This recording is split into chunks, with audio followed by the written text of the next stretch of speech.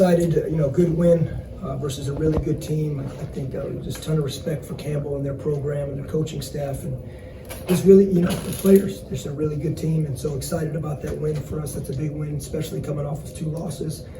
Wish we could come in here and talk about the 40-minute game, but we have a lot to grow, and we gotta learn and understand that it's not a 33-minute game. I mean, I think we had a 22-point lead with 6:48 to go, and we end up winning by 10 with fouling, et cetera, down the stretch. But that's really where the focus was in the locker room, and a little disappointed about that because it really should have been about a 40-minute complete game.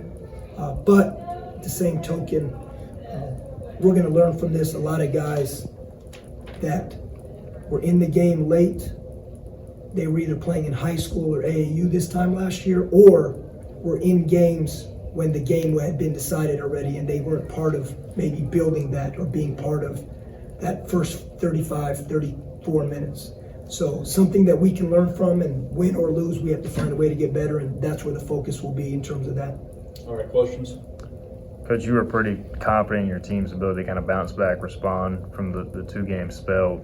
What kind of gave you that confidence, and do you feel like they kind of met the challenge tonight? Yeah, I really do, and I was very proud of the guys when we talked about that. Just that they came in with a very good mindset, an open and locked-in mindset when we watched the film of the South Carolina State game and we started prep immediately for Campbell.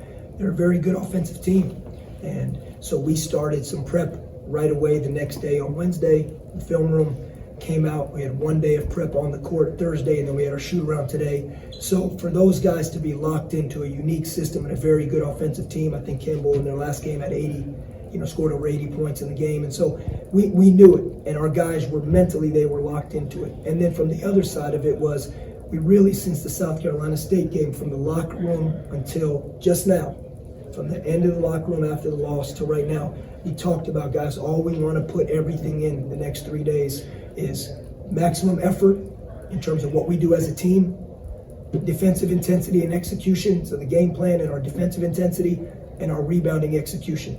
And that's it. And I said, we trust what we're doing on offense, that we're going to be fine there, but we have to make sure that those 3 things, win, lose, or draw, are at the highest level when we step on the court to play Campbell.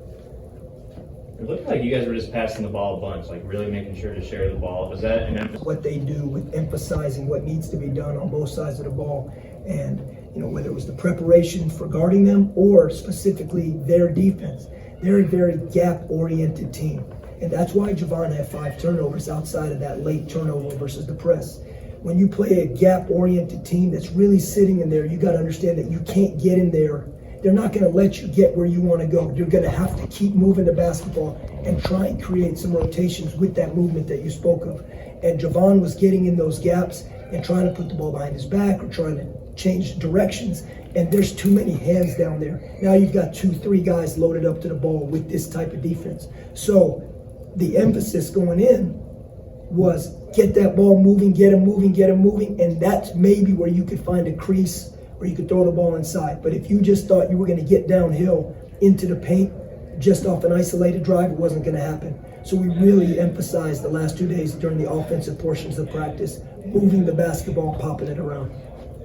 Ezra Nazar got a star. He had some really great moments tonight. How did you feel about his performance tonight, getting the star? Yeah, first start in college. I'm sure that's exciting for him. And we spoke the night after he scored 18 that night, and obviously he had a nice offensive game, but the team result wasn't it. And, we talked a little bit that evening, and it said, Ezra, that for him to continue to grow as a player, he has to forget about that right away. And I give Ezra so much credit for this reason.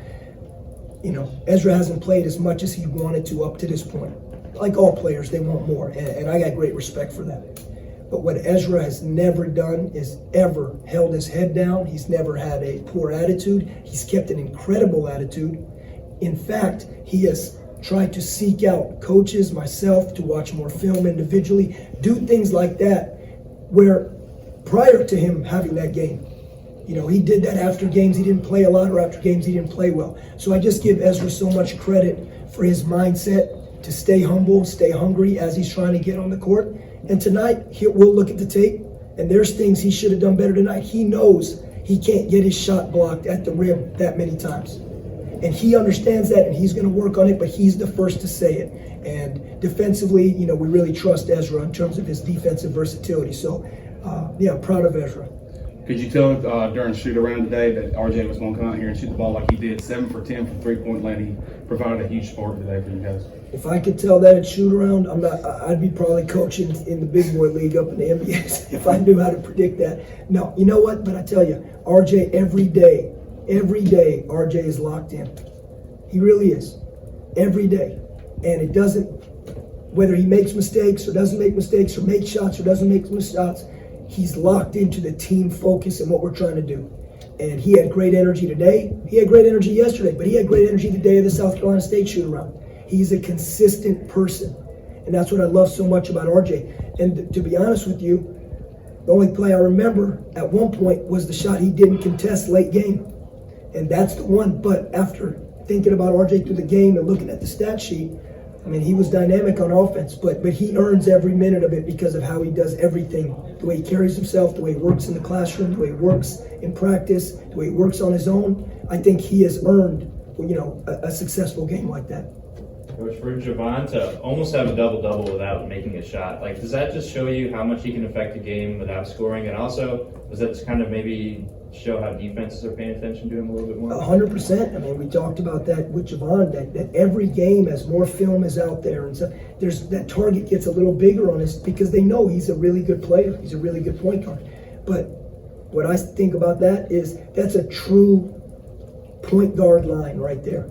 To have 9 points at a 9 of 9 from the free throw line, 11 assists. What do you have, 4 rebounds or so? I think, you know, or 6 rebounds, 6.